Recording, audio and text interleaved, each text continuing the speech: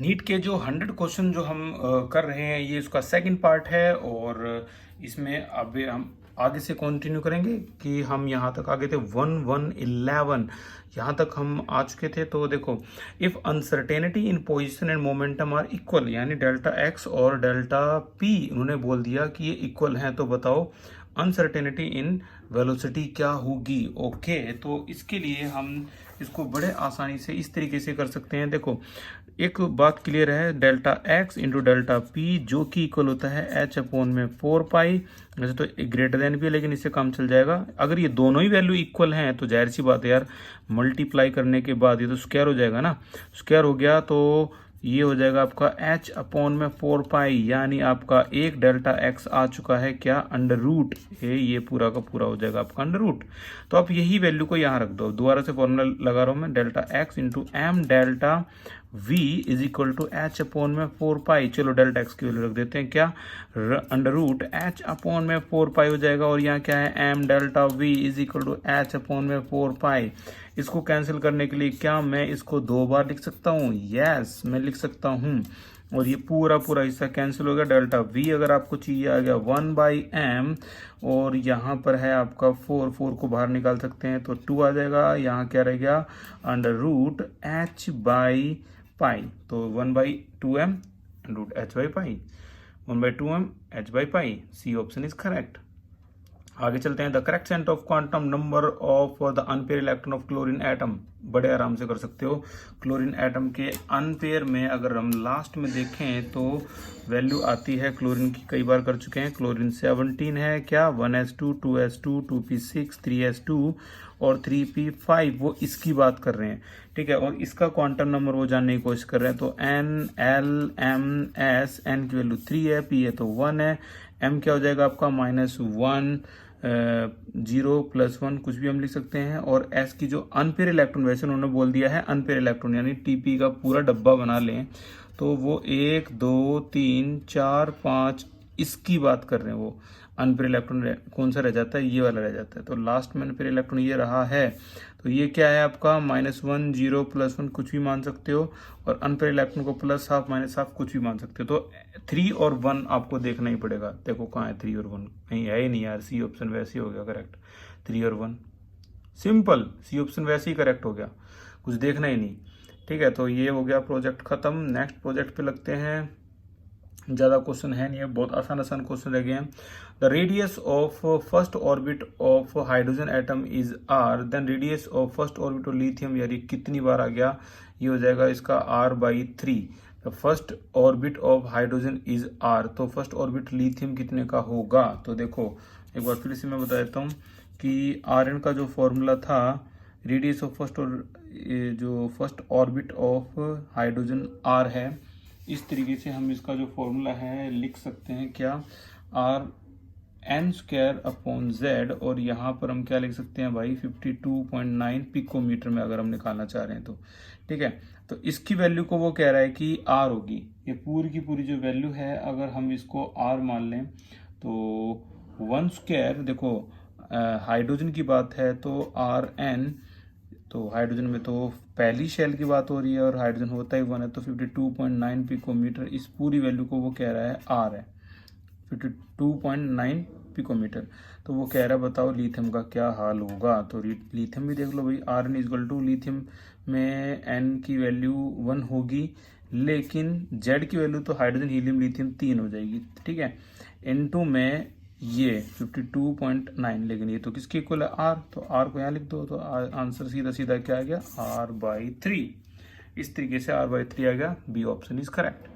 ठीक है, same process अगर आप आजमाते हो इसके लिए, the energy E1 and E2 of two radiation, ये है। ठीक है, द रिलेशन बताओ वेवलेंथ क्या है, तो आप इसका रिलेशन निकाल के दिखाना। 114 होमवर्क है, 114 होमवर्क है। और मैं हिंट बता दूं कैसे करोगे आप भाई। आपको E1 इज इक्वल टू करना है किस तरीके से, H न्यू क्या होता है, C/λ1।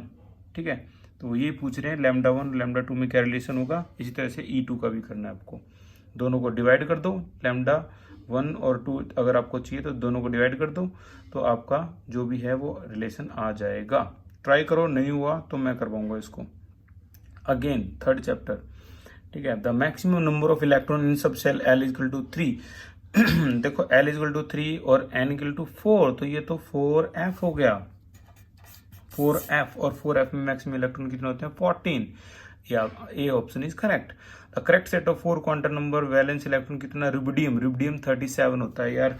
इन्होंने ना 35 ब्रोमीन तक भी चले गए, 37 तक भी जा रही है, और हमने इस चैप्टर में पढ़ा कितना है, सिर्फ 30 तक ही पढ़ा है। वैसे मैंने ब्रोमीन का बता दिया।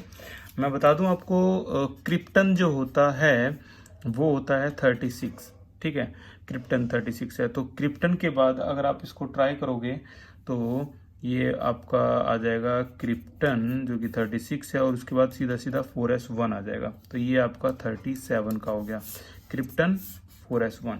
अब इसमें अगर सभी की वैल्यू देखोगे तो NLMS इस तरीके से चेक करोगे तो आपको ये पता लगेगा, एक मिनट भाई, क्रिप्टन तो हो गया 5s1 होगा, इसका 5s1 होना चाहिए, क्योंकि 4s1 तो यार हम अभी पढ़ के आए हैं 3D, और 4s जो है इसका 5s1 हो जाएगा। तो n की वैल्यू होगी 5, L की वैल्यू s को देख लेंगे तो 0, m की वैल्यू देख लेंगे तो 0 है, तो ये भी 0 होगी, और ये प्लस हाफ माइनस हाफ कुछ भी ले सकते हो, तो 5 से देख लो 5 0 0, लो भी, ये करेक्ट आंसर ए हो गया। टेंशन नहीं लेनी है आपको, क्योंकि अगले चैप्टर में हमें 1 से लेकर 120 तक की जितनी भी एलिमेंट्स आएंगे सबकी इलेक्ट्रॉनिक कॉन्फ़िगरेशन कर देनी है। Next is orbital angular momentum, P electron के लिए बिल्कुल निकाल सकते हो ऑर्बिटल एंगुलर मोमेंटम। भाई हमने तीसरा क्वेश्चन किया है, तो ये भी आपको खुद करके दिखाना है। 118 फॉर्मूला वही है, सेम है, ये आपके सामने है ऑर्बिटल एंगुलर मोमेंटम का, ये वाला फॉर्मूला। इसी में एल की वैल्यू पी है तो 1 रख दो। ओके, तो लास्ट 120 और 120 क्या, what is the maximum number of electron that can be associated with the following set of quantum number.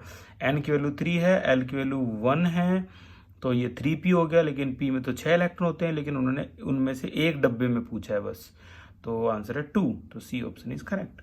ठीक है, अगले प्रोजेक्ट की तरफ चलते हैं। हमारा अगला प्रोजेक्ट और सेकंड लास्ट प्रोजेक्ट पे आगे हैं हम, ये उसके बाद खत्म हो जाएंगे।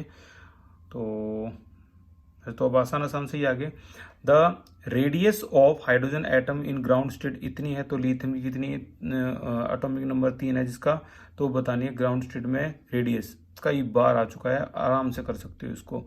ठीक है, तो 29 ट्राई करना है आपको, 29 आपको ट्राई करना है।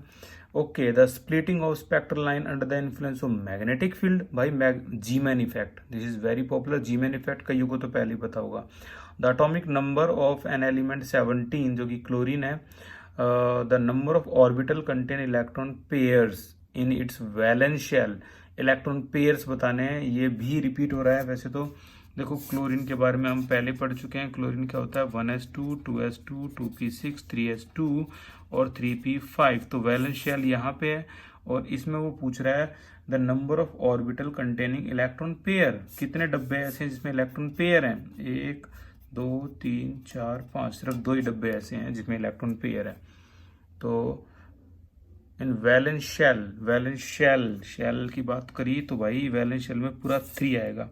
ये वैलेंस सब शेल है जो मैं लिख रहा हूँ, लेकिन वैलेंस शेल बोल देते हैं तो आपको पूरा थर्ड देखना होता है। देखो पहली शेल, दूसरी शेल और वैलेंस शेल आपकी ये पूरी आ गई। वैलेंस सब शेल बोलते तो 3p होता, वैलेंस शेल बोल दिया तो 3s 3p, 3 के सारे आ जाएंगे जितने भी है आउटर मोस्ट शेल, इसे आउटर मोस्ट शेल भी बोलते हैं 3s 3p को। ठीक है, तो अब डब्बे कितने हो गए चेक करें तो 1 2 3 पेयर है, तो 3 आंसर करेक्ट है। The number of unpaired electron in this is, साफ साफ पता लग रहा है 3 ही है। अच्छा, the violation of poly exclusion principal is in, किसमें पॉली एक्सक्लूजन प्रिंसिपल का रूल टूटा है। लो भाई बी में टूट गया। तुम कहोगे कैसे टूट गया, तो इसने कहा था N orbital contain maximum 2 electron with opposite spin, यहाँ तो सेम स्पिन है, तो यहाँ बी में टूट गया। डाईमैग्नेटिक आयन कौन सा है इसमें से, भाई जिसमें दोनों पेयर होते हैं वो होता है डाईमैग्नेटिक, तो 34 आपको करना है डाईमैग्नेटिक, जिसमें सारे पेयर हैं, अनपेयर एक भी नहीं होना चाहिए diamagnetic. Azimuthal number quantum number for the last electron of the sodium is, sodium का लास्ट इलेक्ट्रॉन देखते हैं क्या होगा भाई। ये सोडियम है और 1s2 2s2 2p6 3s1, तो इसमें L की वैल्यू देख लो, ये s को देख के 0, तो 0 है। दिस इज 0, ठीक है। The total number of electron contained in P orbital of bromine, फिर से आ गया, तीसरी बार आ रहा है, 17 आंसर है। The azimuthal quantum number L equal to 2, the value of principal quantum N क्या होगी, 2 है तो भाई 3 होगी। अच्छा, ये कॉन्फ़िगरेशन अगर हम देखें तो ये किसको शो कर रही है, एक्साइटेड स्टेट ऑफ फ्लोरीन। पहले इलेक्ट्रॉन काउंट कर लेते हैं, 5 4 9 और 1 10 नियोन होता है, तो ये एक्साइटेड स्टेट ऑफ नियोन है। ग्राउंड स्टेट ऑफ फ्लोरीन नहीं, 10 से पता लग गया ये नियोन है, तो ये नियोन हो गया। अभी ऑप्शन इसमें है नहीं, ऊपर कट चुका है। Okay, what will be the longest wavelength line in Balmer series of spectrum. Longest wavelength वही बाल्मर सीरीज में, ये हम कर चुके हैं, 40, एनसीईआरटी में भी है ये। बस ये याद रखना, N1 की वैल्यू तो 2 होगी और N2 की वैल्यू 3 हो जाएगी, ठीक है। नैनोमीटर में आंसर निकालना, देखना कौन सा मैच करेगा, ठीक है। The statement no two electron in an atom will have all the quantum number same, यार पॉली का इतना पॉपुलर स्टेटमेंट है, तो Pauli exclusion principle. The number of electron that can accommodate d sub shell, कितने होते हैं भाई D sub shell में, 10, ये रहे। The total number of electron present P orbitals in bromine, fourth time आ रहा है, 17 आंसर है। Zeeman effect explain splitting of line in presence of magnetic field. Which तो आयन इज कलर, जिसमें unpair electron होते हैं वो कलर होते हैं, जिसमें नहीं होते वो कलर लेस होते हैं। तो इसमें से अनपेयर इलेक्ट्रॉन आपको काउंट करना है, 45 हो गया, ठीक है। इलेक्ट्रॉनिक कॉन्फ़िगरेशन ऑफ सेलेनियम गलत है, ये स्कैंडियम, Sc होना चाहिए। स्कैंडियम 21 की कितनी होती है भाई, स्कैंडियम 21 की अगर मैं कैलकुलेट करूं तो ये तो सिंपल हो जाएगी। स्कैंडियम की 21 की क्या, आर्गन 3d4s 2 1, 4s2 और 3d1, देख लो 4s2 3d1, D option correct है। ओके, नेक्स्ट है the configuration of 1s2 2s2 2p6 3s1, यानी ये तो पूरी की पूरी कितनी है, 10 इलेक्ट्रॉन है। और एक्साइटेड स्टेट भी बता रखी है, shows excited state of neon B, repeat हो रहा है। The total number of orbital in shell with principal quantum number n, अगर n है तो ऑर्बिटल कितने होंगे, याद करो, number of orbitals in nth shell is equal to कितने, n², A correct answer. Correct electron configuration Fe2 positive, यार बड़ा सिंपल है, 3d6 ढूंढ लो, 3d6 ये रहा, सी ऑप्शन करेक्ट है, ठीक है। एंड फाइनली जो लास्ट हमारा है प्रोजेक्ट वो ये है, the mass of proton at rest में कितना होता है mass of proton, 1 atomic mass unit, 1 AMU, जो कि नियरली किसके इक्वल होता है, 1.672 इंटू 10 की पावर -27 kg, यानी 1 AMU, ठीक है। The principal quantum number represent, किसको रिप्रेजेंट करता है, साइज को, साइज क्या होता है, डिस्टेंस बिटवीन न्यूक्लियस से लेकर इलेक्ट्रॉन तक, सी करेक्ट है। एनर्जी ऑफ बोहर ऑर्बिट की जो एनर्जी है वो इंक्रीज होती है as you move away from the nucleus, नहीं, वो डिक्रीज होती है as you move from away from the nucleus, नहीं भाई, ये ए ऑप्शन करेक्ट है। बोहर ऑर्बिट की एनर्जी के लिए मैं कुछ एक नई बात आपको बताऊंगा, और ये भी आप इस नए पॉइंट में काउंट कर सकते हो। क्या है, आपको याद होगा En का एक फॉर्मूला था, एनर्जी कैलकुलेट करते थे, ये देखो ये था formula, En is equal to Bohr orbit के लिए 2.1 है 10 की पावर -18 अपॉन में n² अपॉन z², या z² अपॉन n², इस तरीके से फॉर्मूला था। एक बार और अच्छी तरह से बता देता हूँ मैं इसको, भाई फॉर्मूला था z² upon n², z² upon n², ये फॉर्मूला था, ठीक है। तो आप वो ये कह रहा है जब डिस्टेंस न्यूक्लियस से बढ़ती है, यानी पहले ये थी और अब वो डिस्टेंस बढ़ के क्या होगी, ये होगी, तो डिस्टेंस बढ़ने पर यानी n की वैल्यू जो है वो बढ़ने पर पूरी ओवरऑल वैल्यू क्या होगी, सभी यही कहेंगे, ओवरऑल वैल्यू क्या होगी, डिक्रीज, सभी यही कहेंगे। लेकिन भाई याद रखो माइनस साइन है, तो माइनस साइन नहीं, ये क्या हो जाएगी, इंक्रीज, तो करेक्ट आंसर है आपका इंक्रीज, ए ऑप्शन, 10th का A option. The radius of atomic nucleus, या 10 की पावर -15 होती है, मीटर में, सेंटीमीटर में 13 होगी, खत्म खेल, बी ऑप्शन करेक्ट, ठीक है।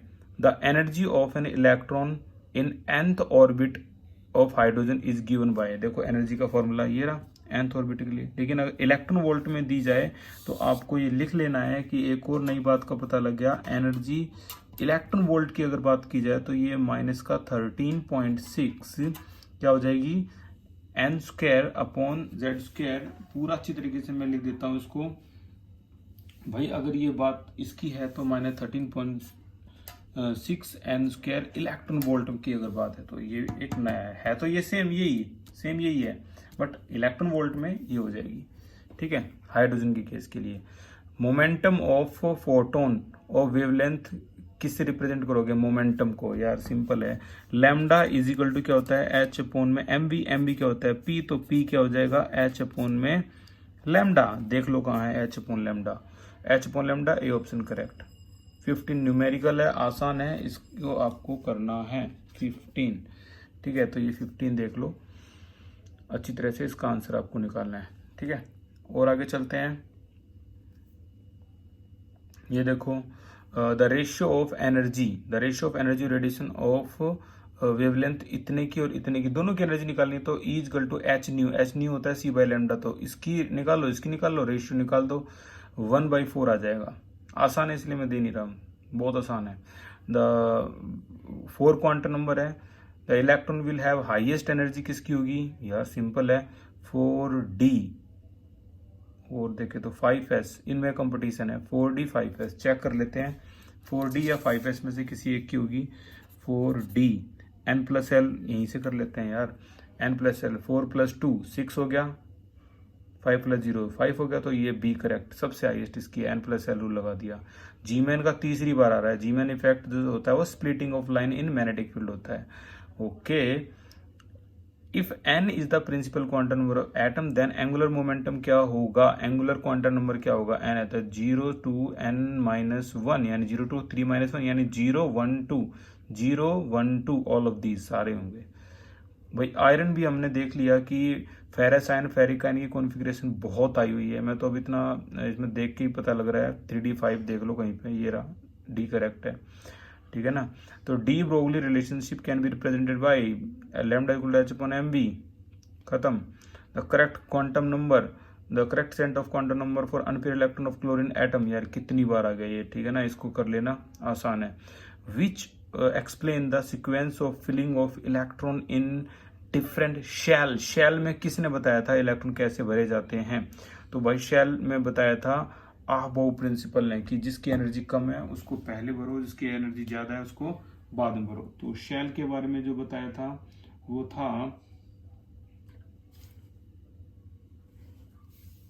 आहबाउ प्रिंसिपल। ठीक है ना, ये करेक्ट आंसर है आहबाउ प्रिंसिपल। तो ये भी हमारा प्रोजेक्ट हो गया खत्म, आगे कोई प्रोजेक्ट है नहीं। तो ये थे आपके नीट के 100 क्वेश्चंस जो आपने सीखे, और उम्मीद है ये सीखने के बाद आपका जो कॉन्फिडेंस लेवल है इस चैप्टर को लेके और भी बढ़ेगा। नई नई चीज़ें से आपको सीखनी है, और ये आपका टोटल होमवर्क है। ठीक है ना, ये टोटल होमवर्क इतना बना है और आपको पूरी ईमानदारी से ये टोटल होमवर्क कंप्लीट करना है। और अगर आप इसको कंप्लीट कर पाते हो या इसके 70% भी कर पाते हो तो ये लगा लो आपका ये चैप्टर बहुत अच्छी तरह से परफेक्शन से खत्म हुआ है। तो आज की क्लास के लिए इतना ही। Thank you so much for this class and for this chapter. Atomic structure खत्म होता है, हम नए चैप्टर जो कि पीरियोडिक टेबल है उससे स्टार्ट करेंगे। ठीक है, तो thank you so much, take care.